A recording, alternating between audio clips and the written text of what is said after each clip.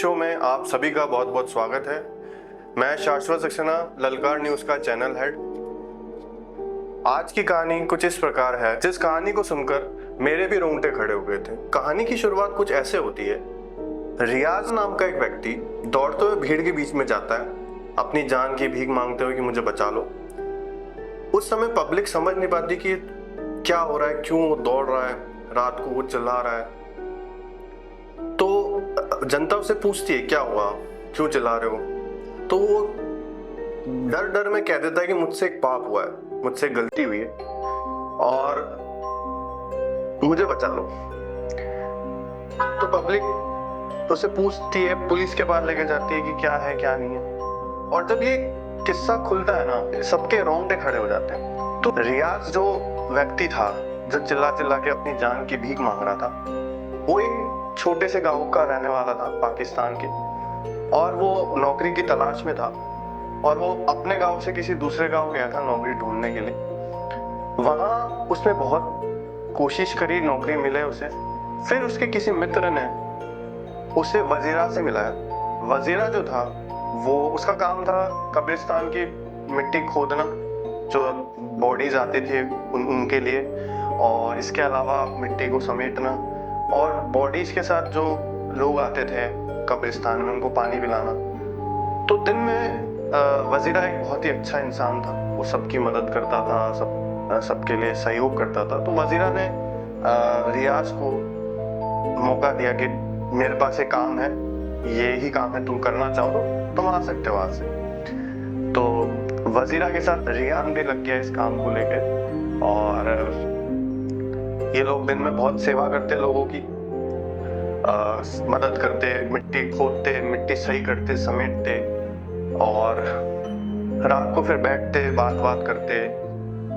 तो एक रात रियाज ये देखता है कि वजीरा रोज रात को 1-1 घंटे, 2-2 घंटे अकेला कहीं चला जाता है और फिर 2-2 घंटे बाद आता है उनके जो कमरे थे जहां वो लोग रहते थे वहां पे,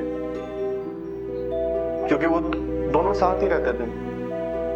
तो रियाज ने एक दिन उससे पूछा, वजीरा से, कि तुम इतनी देर देर तक कहाँ रहते हो। तो वजीरा जो है वो बहाने मार देता था, वो मुझे काम है, ये है, वो है। तो ये 1 दिन चला, 2 दिन चला।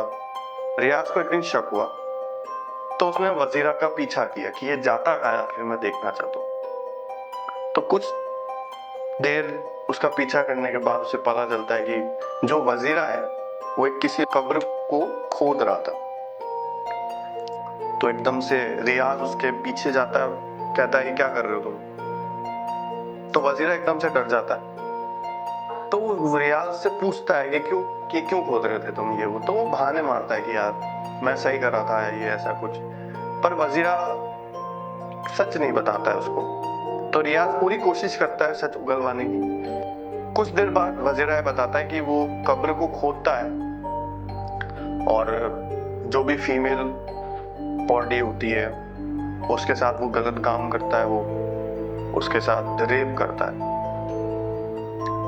तो वजीरा को ये लगा कि रियाज इस बात को सुनकर रिएक्ट करेगा, गलत बोलेगा, पर रियाज के चेहरे में कोई शिकंज नहीं थी ये बात सुनकर। और रियाज भी वजीरा के साथ शामिल हो गया इस गलत काम में। और ये लोग बस मौके की तलाश में रहते थे कि किस दिन ऐसी कोई बॉडी आए फीमेल वाली, जब ये लोग ये गंदा काम कर पाए।